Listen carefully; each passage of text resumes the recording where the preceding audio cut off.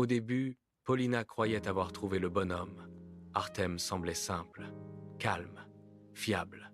Pas de grands discours, pas de promesses exagérées, juste une présence rassurante.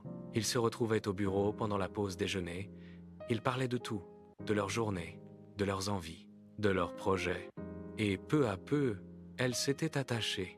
Après une rupture difficile, il ressemblait à un refuge, à quelque chose de stable, à quelque chose de vrai. Très vite, ils avaient emménagé ensemble. Un appartement modeste, une vie simple, le café du matin, les repas du soir, les séries sur le canapé, les week-ends tranquilles. Paulina pensait construire un avenir, un vrai. Puis la mère d'Artem est entrée dans leur quotidien. Valentina Mikhailovna, une femme critique, intrusive, toujours insatisfaite. Rien n'était jamais assez bien. L'appartement était trop petit, leur vie trop modeste, leur projet trop lent. Paulina répondait poliment. Elle essayait de rester calme, mais à chaque visite, elle se sentait un peu plus vidée. Artem répétait toujours la même chose. « Ne fais pas attention, c'est ma mère, elle s'inquiète pour moi. » Alors Paulina encaissait. Encore. Et encore. Puis Artem a eu une promotion. Enfin, pensa-t-elle, ils allaient pouvoir économiser, préparer un voyage, penser à acheter leur propre appartement, construire quelque chose de solide. Mais l'argent disparaissait. Les primes arrivaient et s'envolaient. Quand elle parlait de remplacer le vieux réfrigérateur, Artem disait que ce n'était pas le moment. Quand elle évoquait des vacances, il disait qu'il fallait attendre. Quand elle demandait où était passé l'argent, il restait flou. Puis, un soir, elle a entendu la vérité. Artem était au téléphone, avec sa mère, et il disait « Oui, maman, combien il te faut ?»« D'accord, demain je te fais le virement. » À cet instant, tout est devenu clair. L'argent partait chez elle. Toujours chez elle. Les primes, les efforts, les projets remis à plus tard. Tout passait après sa mère. Paulina a essayé d'en parler calmement. Elle ne disait pas qu'il ne fallait pas aider sa mère. Elle disait seulement qu'un couple doit parler d'argent, qu'un couple décide ensemble, qu'une épouse n'est pas censée découvrir au hasard ou par le budget commun. Mais Artem se braquait à chaque fois. Pour lui, la réponse était simple. C'est ma mère, je dois l'aider. Et peu à peu, Paulina a compris quelque chose de plus douloureux encore. Le problème n'était pas seulement l'argent.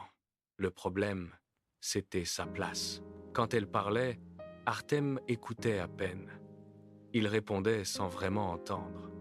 Distrait, absent. Mais quand sa mère appelait, il changeait. Sa voix devenait douce. Son regard s'animait. Il riait, il écoutait. Il était là. Avec Paulina, il partageait un appartement. Avec sa mère, il partageait sa vraie attention. Et ce jour-là, quelque chose s'est fissuré pour de bon. Le jour de leur 3e anniversaire de relation, Artem a oublié. Pas de fleurs, pas de dîner, pas même un mot.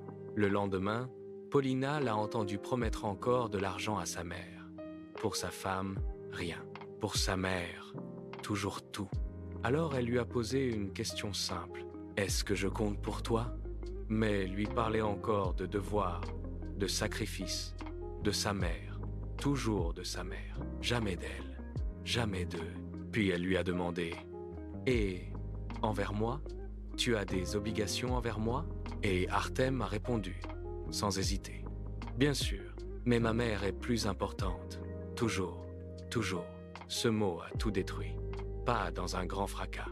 Non, dans un silence froid, définitif. Ce soir-là, Paulina est rentrée plus tôt. Artem était encore au téléphone avec sa mère. Souriant, tendre, disponible.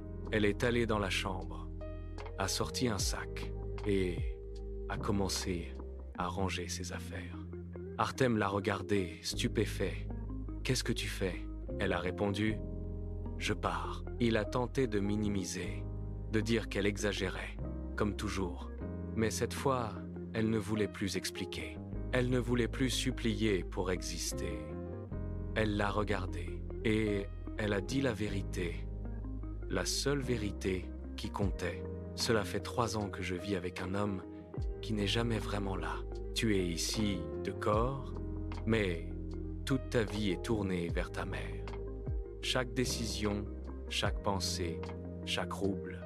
Et quand elle a fermé son sac, elle a ajouté d'une voix calme: Tu n'es pas un mari, tu es juste une extension de la carte bancaire de ta petite maman.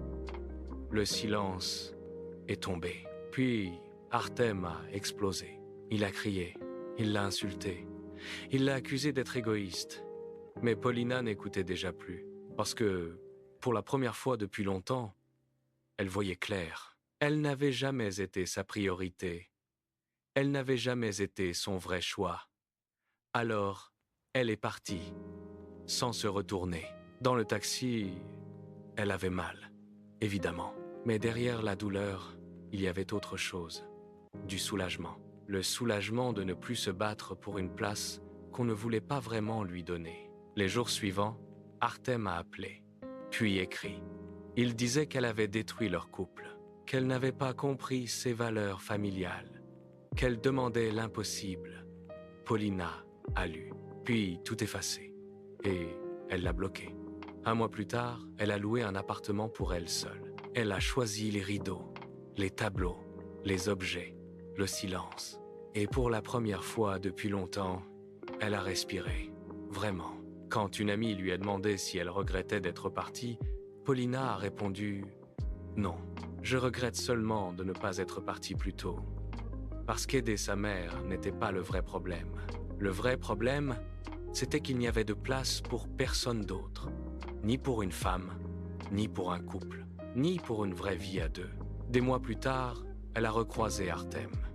Il a dit qu'il avait compris, qu'il voulait changer, qu'il regrettait. Mais même là, il parlait encore de lui, de ses regrets, de sa douleur, de sa prise de conscience. Jamais d'elle, jamais de ce qu'elle avait vécu. Alors, Paulina a répondu simplement « Trop tard », et elle est repartie, sans colère, sans haine, juste avec de la clarté.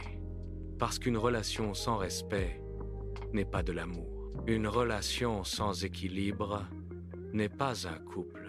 Et une relation où l'on doit mendier sa place ne mérite pas qu'on y reste. Paulina avait enfin compris une chose essentielle. Mieux vaut partir seule que rester là où l'on n'existe jamais vraiment.